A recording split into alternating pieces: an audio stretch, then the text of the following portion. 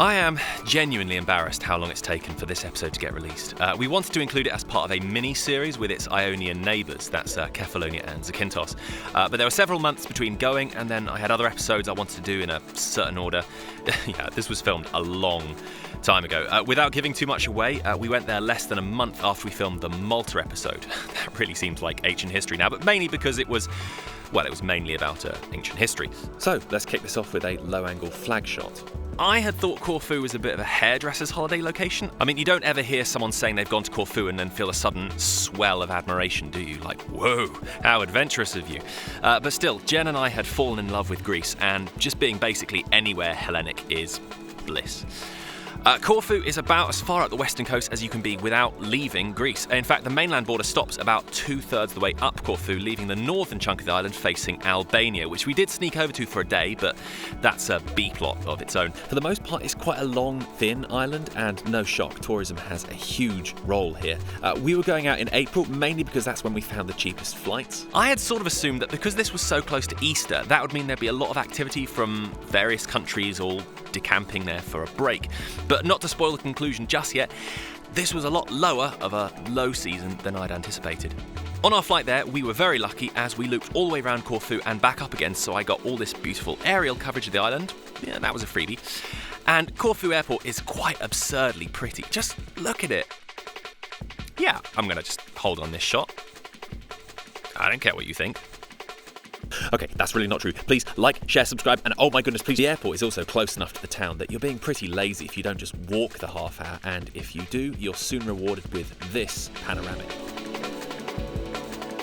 So the capital of Corfu is Corfu, which means we're going to have to spend the rest of this episode doing the Star Wars, A New Hope naming convention and add a subtitle every time to clarify we were referring to Corfu town. Editorial insert here. I recently realised that without knowing it, I have referenced Star Wars in almost every single script for this show, but most annoyingly of all, not every single episode, such that it's a clever Easter egg, but just enough for it to be lazy writing. I mean, I guess I just considered it useful as a universal cultural touchstone, but onwards we go. So Corfu town is an amazing place to get lost in. I have hours maybe about 1 hour of footage just of the buildings around town. I just couldn't help myself. Every street just has such a poetry to it. And it's quite a labyrinth. Cars have to stop at the outer edge, and the streets are mostly too narrow to get a car down, and the street layout does not have much of a plan to it. We found a handy little food store down a side street the first day, but when we tried to go back there in subsequent days, we never ever found it again. Not for lack of looking, just even though it's not a very large area, the street plan just somehow got the better of us. Our Airbnb was in a quiet little side street just opposite this beautiful Venetian well. It was a nice location. On our first day, we did a little lap roughly around the perimeter of the old town just to get a feel for the place. While we're about it, this large thing you keep seeing is the Old Fortress. It's a Venetian fort, and this is where releasing the episodes out of sequence comes back to trip me up. You see, as I'm typing this, I was about to write something like, "Ha, you're probably sick of me banging on about Venetian forts all the time." But you're not, because canonically in this series, this is the first time that they've properly come up, which seems absurd to me. I've been borderline obsessing with them for the last year now, but guess I should explain. So Jen and I first stumbled across these in Crete and mainland Greece. We didn't go looking for them, they were just in the towns we were staying at, and we quickly learned this very straightforward maxim. If you follow the Venetian forts, you get to amazing places. Easily the happiest memories of my adult life so far have been evenings looking out over the water in the towns with Venetian forts towering over them. Now, the history we'll get into another time.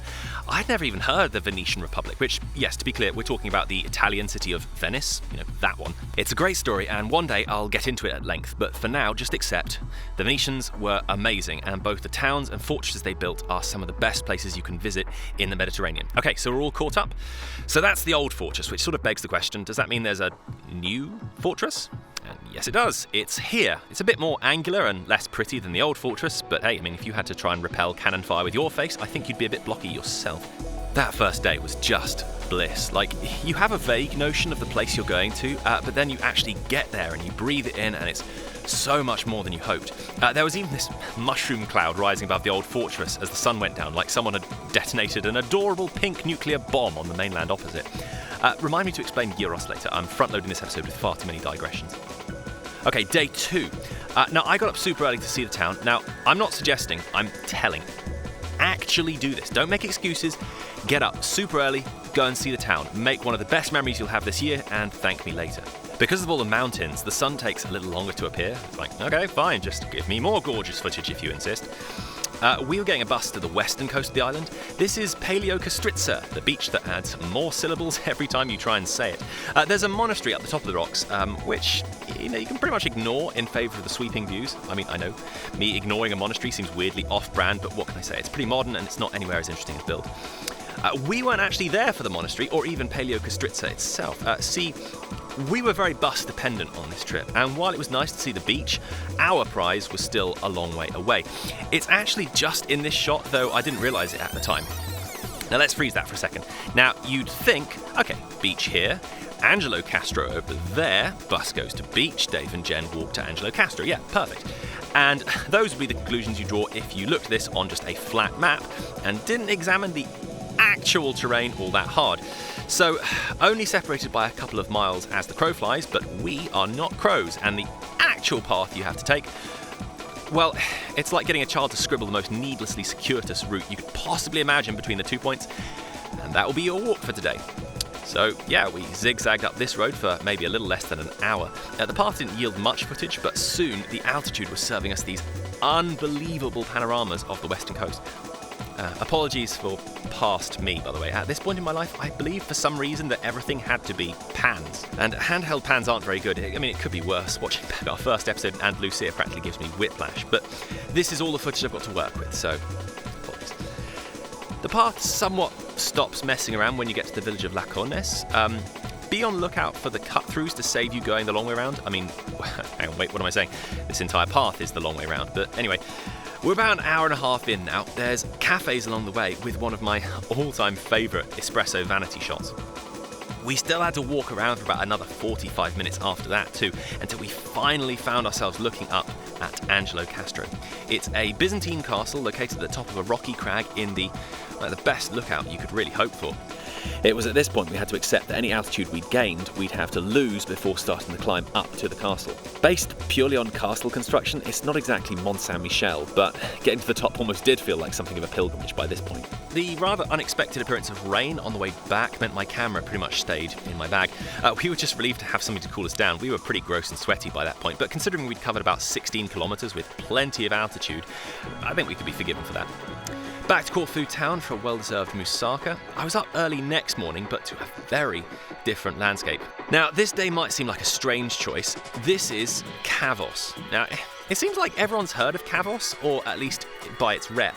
I hadn't. Jen had. I just felt like travelling the length of the island to see the southern tip was a good call, but Jen, being the voice of reason, was quick to point out there's kind of the stag do kind of scummy bit, and it's essentially the toilet of Corfu. But this was Sunday, by the way, so the buses were pretty stripped back. They were basically running once at 9 a.m, and then just once again at 5 p.m, so you got to pick somewhere on Sunday, and then I hope you like it, because you're staying there till evening. Now, this is where the whole April thing started to bite a bit more. Not only was it raining, if only lightly, but unlike the more lively capital, Kavos was a complete ghost town. I mean, proper Old West. I also have to tell quite a bit of this with photos. That's the other thing with past me. I hadn't quite got the hang of shooting enough coverage for an episode, so the few clips I did take have to do a lot more heavy lifting. Nothing was really open. Peeling, faded signs, all promising some version of paradise, while offering none whatsoever. There's something doubly disillusioning about it when you know just how nice the island can be. Into the mix we met this guy. We said hi, but walked on expecting he'd just lose interest, but he just really wanted to hang out, so he adopted us, and we kept walking. He just kept following. After 20 minutes I was like, okay, he is just coming with us everywhere, I guess. So we christened him Buddy, and a nobler creature you never did meet. There's a bunch of stories from this day that I don't really have enough footage to tell. The rain was again largely keeping my camera safely stashed. Buddy followed us faithfully for, no exaggeration whatsoever, 4 hours and about 5 miles round trip on foot. Eventually we looped back to Kavos to sit in one of the only 2 cafes that were open in the town and just sort of marvel at all the dereliction and just mess left from the club season. By the time the bus retrieved us, the weather had actually turned around.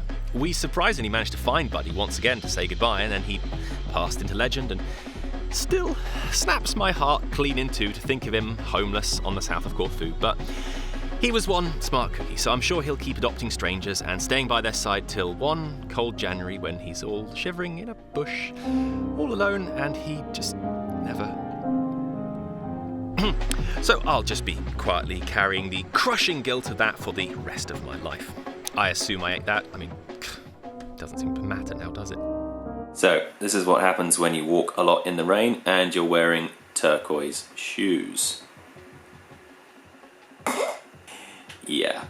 So, next day. It wasn't exactly radiant sunshine, but it wasn't raining, so we'll take that. Another bus ride. We were heading for the town of Cassiope on the top eastern corner of Corfu.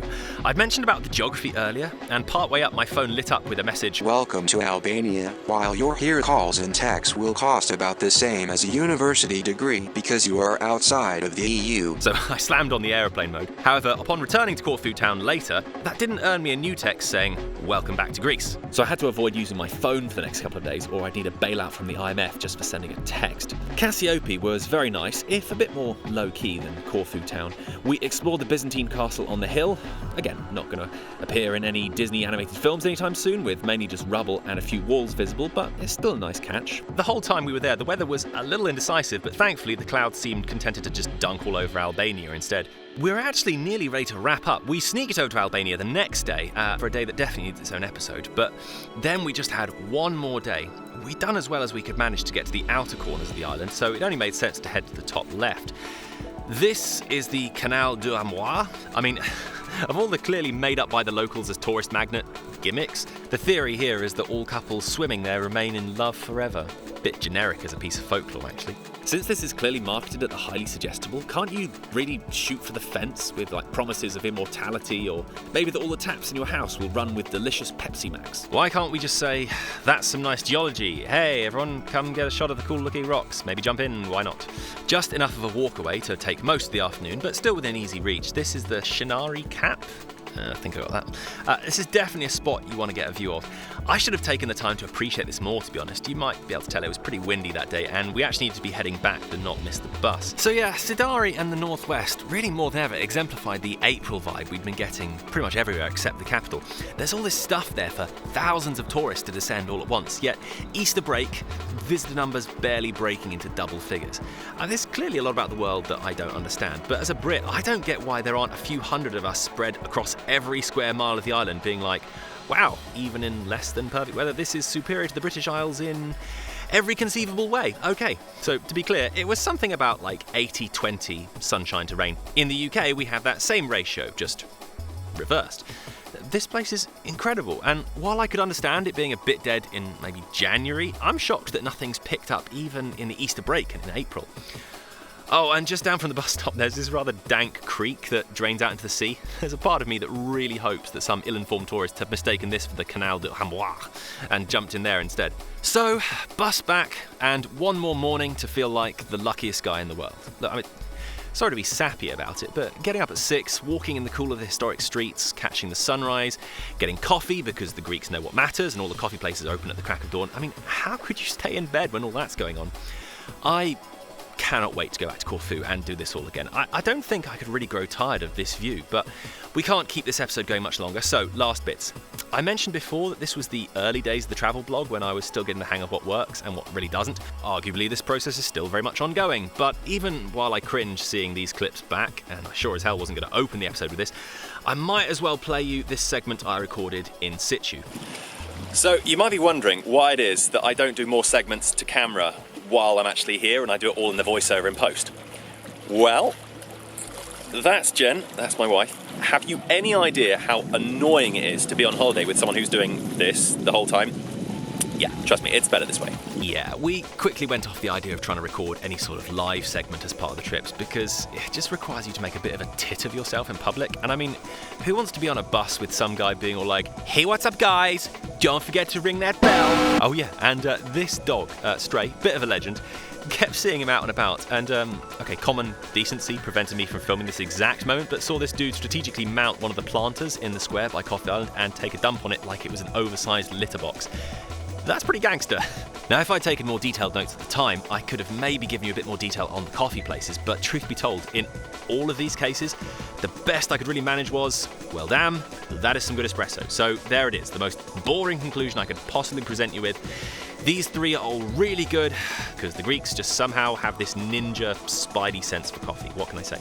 I'll have to save the extended love letter to Coffee Island for another time, because we are out. We've got Kefalonia and Zakynthos still to come in the Ionian Islands series, but one positive for taking so long to get these episodes released, this autumn I even got the chance to sneak a lightning fast trip to Lefkada, which we missed the first time round. So hey, since that's the next major island landmass, we get to insert a mini episode about that. Once we've all wrapped up with the Ionians, we'll circle back and show you what happened in Albania as well. Otherwise, we have a new EP out, you've been hearing it in the background, and if you want to support our channel, that's the place to do it. Catch you guys on the next one.